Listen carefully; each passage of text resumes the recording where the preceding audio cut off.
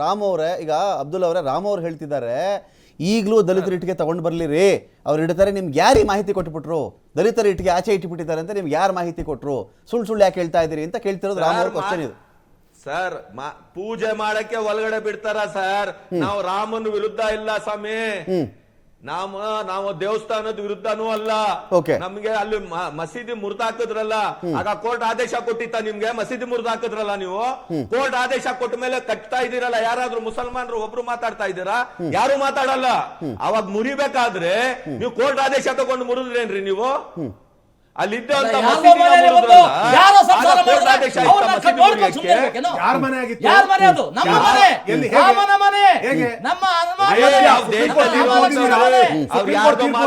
ಕಟ್ಟಿದ್ ಮಾತಲ್ಲ. ನೀವು ಸಂವಿಧಾನಕ್ಕೆ ಗೌರವ ಕೊಡ್ತಾ ಇದ್ದೀರಿ.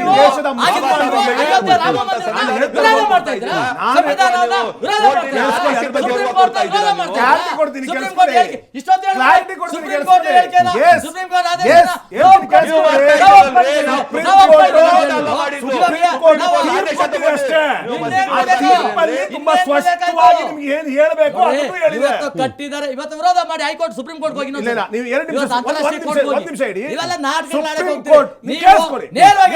ನಾವು ರಾಮ ಭಕ್ತರು, ನಾವು ಪೂಜೆ ಮಾಡ್ತೇವೆ. ದೇಶದ ಅಸ್ಮಿತೆಗಳಲ್ಲಿ ಒಂದು, ಅದರಲ್ಲಿ ಯಾವ ಪ್ರಶ್ನೆ ಇಲ್ಲ ರೀ. ರಾಮ ದೇಶದ ಶಕ್ತಿ.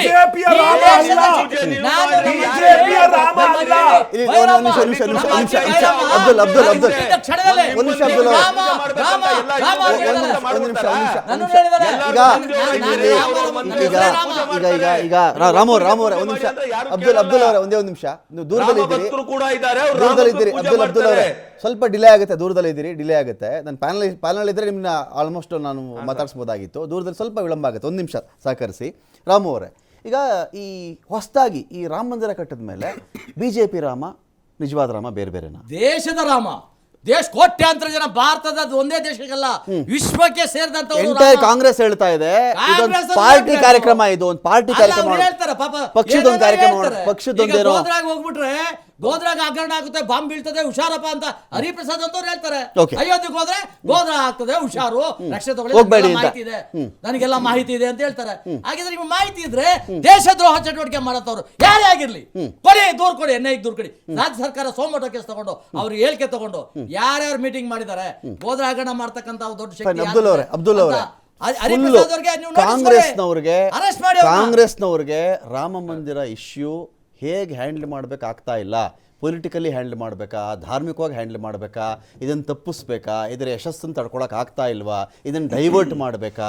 ಒಬ್ಬರು ಕರಸೇವಕರು ಯಾರು ಹೋಗಬೇಡಿ, ರಾಮ ಮಂದಿರದ ಕಡೆ ಹೋಗಬೇಡಿ, ಬಾಂಬ್ ಹಾಕ್ಬೋದು, ಗೋದ್ರ ಹತ್ರ ಘಟನೆ ಆಗ್ಬೋದು ಅಂತ ಒಬ್ಬರು ಯಾರು ಕಿವಿಲ್ ಬಂದು ಹೇಳಿದ್ರು ನಿಮ್ಮ ನಾಯಕರುಗಳಿಗೆ? ನೋಡಿ, ಕಾಂಗ್ರೆಸ್ ತುಂಬಾ ಸ್ಪಷ್ಟತೆ ಇದೆ. ಓಕೆ, ತೀರ್ಪು ಯಾವಾಗ ಬಂತು ಅದಕ್ಕಿಂತ ಮುಂಚೆ ಈ ಸಮುದಾಯ ಸಹ, ಯಾರು ಮುಸ್ಲಿಂ ಸಮುದಾಯದ ಬಗ್ಗೆ ನಾನು ಹೇಳ್ತಾ ಇದ್ದೀನಿ, ತೀರ್ಪು ಬರೋದಕ್ಕಿಂತ ಒಂದು ವಾರ ಮುಂಚೆನೆ ಈ ದೇಶದಲ್ಲಿರುವ ದೊಡ್ಡ ದೊಡ್ಡ ಧಾರ್ಮಿಕ ಮುಖಂಡರುಗಳು ಸಹ ವಿಡಿಯೋಗಳನ್ನ ಮಾಡಿ ಸ್ಟೇಟ್ಮೆಂಟ್ ಮಾಡಿ, ಏನೇ ಬರಲಿ ಒಂದೇ ಒಂದು ಸಣ್ಣ ಪ್ರತಿಭಟನೆ ಸಹ ನಡೆದಿಲ್ಲ.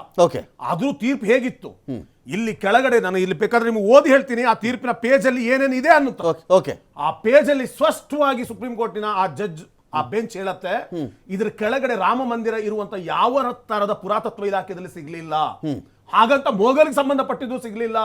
ಅಲ್ಲಿ ಇರುವಂತಹ 12ನೇ ಶತಮಾನದ್ದು 16ನೇ ಶತಮಾನಕ್ಕೆ ಇವರು ಬಾಬರಿ ಮಸೀದಿ ಕಟ್ಟಿರೋದು. ಅಲ್ಲಿ ಒಳಗಡೆ ಇರುವಂತದ್ದು 12ನೇ ಶತಮಾನದ್ದು. 12ನೇ ಶತಮಾನದಿಂದ ಈ 400 ವರ್ಷದ ಮಧ್ಯೆ ಅಲ್ಲಿರುವಂತಹ ಕಟ್ಟಡ ಹೇಗೆ ಬಿದ್ದಿದೆ ಅನ್ನುವಂತಹ ಪ್ರೂಫ್ ನಮ್ಮ ಹತ್ರ ಇಲ್ಲ. ಆದರೂ ಬಹುಸಂಖ್ಯಾತರ ಭಾವನೆಗಳಿಗೆ ಗೌರವ ಕೊಟ್ಟು ರಾಮ ಅಲ್ಲಿ ಹುಟ್ಟಿದ್ದಾನೆ ಅನ್ನುವ ಒಂದು ಕಾರಣಕ್ಕೆ ಅದನ್ನ ಈ ಮುಸ್ಲಿಂ ಹೇಗೆ ಒಪ್ಕೊಂಡ್ಬಿಟ್ರು, ಇವ್ರು ಹೇಗೆ ಗೌರವಿಸಬೇಕಾಗಿತ್ತು, ಅದನ್ನ ಏನ್ ಮಾಡಿದ್ರು?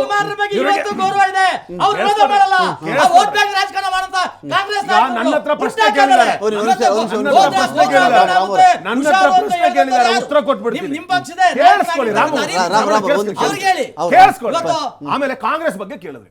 ಕಾಂಗ್ರೆಸ್ಸಿನ ನಿಲುವು ಆ ದಿನನೇ ಸುಪ್ರೀಂ ಕೋರ್ಟ್ ತೀರ್ಮಾನ ಬಂದಾಗ್ಲೇ ಹೇಳಿದೀವಿ, ಎಸ್ ಅದು ಬಂದಿದೆ, ಅದನ್ನು ಒಪ್ಕೊಂಡಿದೀವಿ. ಎಲ್ಲಾ ನಾಯಕರು ಯಾರು ಅದನ್ನು ಅಪೋಸ್ ಮಾಡ್ಲಿಲ್ಲ. ಈಗ ನೀವು ಹೇಳ್ತಾ ಇರುವಂತ, ಬಟ್ ನೀವು ಷಡ್ಯಂತ್ರದ ಬಗ್ಗೆ ಮಾತಾಡ್ತಿದ್ರಿ, ಗೋದ್ರ ಖುಷಿ ಇರ್ಲಿಲ್ಲ ಅದು ಯಾಕೆ ಖುಷಿ ಇರಲಿಲ್ಲ? ತೀರ್ಪು ಒಪ್ಕೊಳ್ಳೋದು ಸುಪ್ರೀಂ ಬೇರೆ, ಕೋರ್ಟ್- ಖುಷಿಯಿಂದ ಸ್ವೀಕರಿಸೋದು ಬೇರೆ. ಸುಪ್ರೀಂ ನೋಡಿ, ಅಲ್ಲಿ ಬೇಜಾರಿದ್ದು ಕಾಂಗ್ರೆಸ್ಸಿಗಾಗ್ಲಿ ಈ ದೇಶದ ಜಾತ್ಯತೀತ ಶಕ್ತಿಗಳಿಗೆ ಎಲ್ಲರಿಗೂ ಬೇಜಾರಿದ್ದು. ನೀವು ಕೆಡವಿದ್ದು, ಆ ಕೆಡವಿ ನಿಮಗೆ 6 ತಿಂಗಳು ಒಳಗಡೆ ಜಜ್ಮೆಂಟ್ ಅಲ್ಲಿ ಏನ್ ಹೇಳುತ್ತೆ?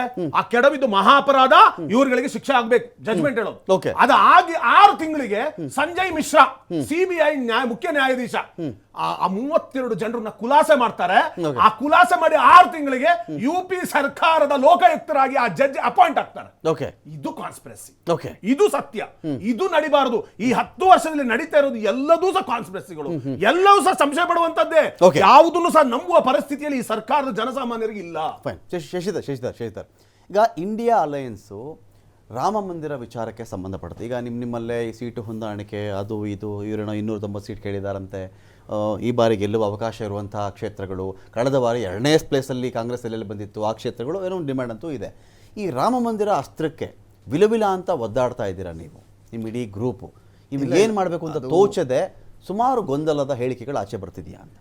ನಮ್ಮ ಆಮ್ ಆದ್ಮಿ ಪಕ್ಷದ ವತಿಯಿಂದ ನಾವು ಯಾವುದೇ ಅಲಯನ್ಸ್ ಬಗ್ಗೆ ಕೇಳಿ, ನಾನು ನಿಮ್ಮ ಪರ್ಟಿಕ್ಯುಲರ್ ಪಾಯಿಂಟ್ ಔಟ್ ಮಾಡ್ತಾ ಇಲ್ಲ. ಅಲಯನ್ಸ್ ಬಂದಾಗ ಅದರ ಸಂಚಾಲಕರು ಇನ್ನೊಬ್ಬರು ಅದರ ಉತ್ತರ ಕೊಡ್ತಾರೆ. ಅದು ಯಾವುದೇ ವಿಲವಿಲ್ಲ. ಅದು ಕಾಂಗ್ರೆಸ್ನ ಬಗ್ಗೆ ನೀವು ಮಾತಾಡ್ತಿದ್ದೀರಾ, ಕಾಂಗ್ರೆಸ್ ಮತ್ತೆ ಬಿಜೆಪಿಯ ಪೈಪೋಟಿ ಹೊರತು ಅದ್ರ ಬೇರೆ ವಿಷಯಗಳಲ್ಲಿ ಎಲ್ಲಾ ರಾಜ್ಯಗಳು ಹಿಂದೂ ರಾಷ್ಟ್ರ ಆದ್ರೂ ನಿಮಗೇನು ತಕರಾರು ಇಲ್ಲ. ಹಿಂದೂ ರಾಷ್ಟ್ರ ಆಗೋದು ಇಲ್ಲ, ಅದು ಹಾಸ್ಯಾಸ್ಪದ ಅಂತ ನಾನು ಆಲ್ರೆಡಿ ಹೇಳ್ಬಿಟ್ಟಿದ್ದೆ. ಇದು ಸಂವಿಧಾನಿಕವಾಗಿ ಸಾಮಾಜಿಕವಾಗಿ ನೆಲಗಟ್ಟಿನ ಮೇಲೆ ನಿಂತಿರ್ತಕ್ಕಂಥ ದೇಶ. ಯತೀಂದ್ರ ಸಿದ್ದರಾಮಯ್ಯ ಸ್ಟೇಟ್ಮೆಂಟ್ಗೆ ತಮ್ಮದು ಸಹಮತ ಇದೆ? ಇಲ್ಲ, ಆ ರೀತಿಯಾದ ಸ್ಟೇಟ್ಮೆಂಟ್ಗಳನ್ನು ಜವಾಬ್ದಾರಿಯುತವಾದಂತಹ ಸ್ಥಾನದಲ್ಲಿರ್ತಕ್ಕಂಥ ಒಬ್ಬ ಮುಖ್ಯಮಂತ್ರಿಯ ಮಗನಾಗಿ ಮತ್ತು ಧರ್ಮದ ಆಧಾರದ ಮೇಲೆ ಈ ದೇಶ ಆ ವೇಳೆ ಒಂದು ರೀತಿ ವಿಭಜನೆ ಆಗ್ಬಿಟ್ಟಿದ್ದೆ. ಆದ್ರೆ ಆಗೋದಿಲ್ಲ, ಆಗೋದೂ ಇಲ್ಲ.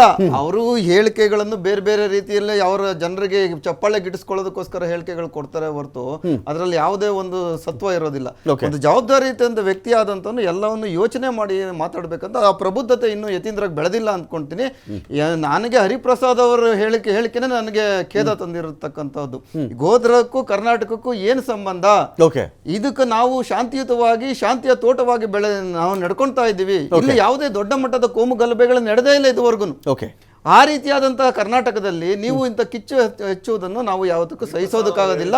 ಅವರು ಸ್ಟೇಟ್ಮೆಂಟ್, ಅವರು ಭಾರತಕ್ಕೆ ಆಗ್ಲಿ ಆ ರೀತಿಯಾದ ನಿಮ್ಮದೇ ಸರ್ಕಾರ ಇದೆ, ನಿಮ್ದೇ ನಿಮ್ಮ ಪರವಾಗಿ ಮಾತಾಡಿ. ಒಂದು ನಿಮಿಷ, ಆ ರೀತಿ ಆದ್ರಂತ ಮಾಹಿತಿಗಳೇನಾದ್ರೂ ನಿಮ್ಮ ಹತ್ರ ಇದ್ರೆ ಕ್ರೋಢೀಕರಣಗೊಳಿಸಿ ನೀವು ಕೇಂದ್ರ ಸರ್ಕಾರ ರವಾನೆ ಮಾಡಬೇಕಾಗಿತ್ತು. ನೀವು ಅಬ್ದುಲ್ ಖಾದರ್ ಅವರೇ, ಫೈನಲ್ ಕ್ವಶನ್ ಅಬ್ದುಲ್ ಖಾದರ್ ಅವರಿಗೆ, ಇಂಟರಪ್ಟ್ ಮಾಡಿಬಿಡಿ ದಯವಿಟ್ಟು. ಫೈನಲ್ ಕ್ವಶನ್ ಅವರಿಗೆ, ಅಬ್ದುಲ್ ಖಾದರ್ ಅವರೇ, ಮೋದಿ ಸರ್ಕಾರದಲ್ಲಿ ಅವರ ಪ್ರಣಾಳಿಕೆಯಲ್ಲಿ ಎಲ್ಲಿಯಾದರೂ ಈ ಚುನಾವಣೆಯಲ್ಲಿ ನನ್ನನ್ನು ಗೆಲ್ಲಿಸಿದರೆ ನಾನು ಹಿಂದೂ ರಾಷ್ಟ್ರ ಮಾಡುತ್ತೇನೆ ಅಂತ ಮ್ಯಾನಿಫೆಸ್ಟೋಲ್ಲೆಲ್ಲಾದರೂ ಇತ್ತ?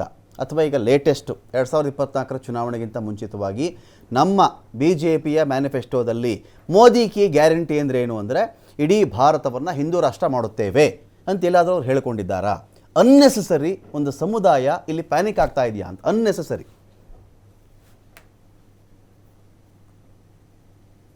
ಸರ್ ಖಂಡಿತ ಇಲ್ಲ. ಪ್ರಮೋದ್ ಮುತಾಲಿಕ್ ಅವ್ರು ಹೇಳ್ತಾರೆ 2024 ಮೋದಿ ಅವ್ರು ಬಂದ್ರೆ ಯಾರ ಅಪ್ಪನ ಕೈಲೂ ಹಿಂದೂ ರಾಷ್ಟ್ರ ಮಾಡಕ್ಕೆ ನಿಲ್ಸಕ್ ಆಗಲ್ಲ ಅಂತ.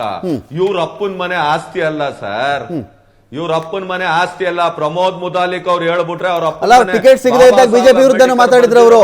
ಮುತಾಲಿಕರಿಗೆ ಬಿಜೆಪಿ ಟಿಕೆಟ್ ಕೊಡದೇ ಇದ್ದಾಗ ಇದೇ ಬಿಜೆಪಿ ವಿರುದ್ಧವಾಗಿ ಕೂಡ ಫುಲ್ ಮಾತಾಡಿದ್ರು ಅವರು.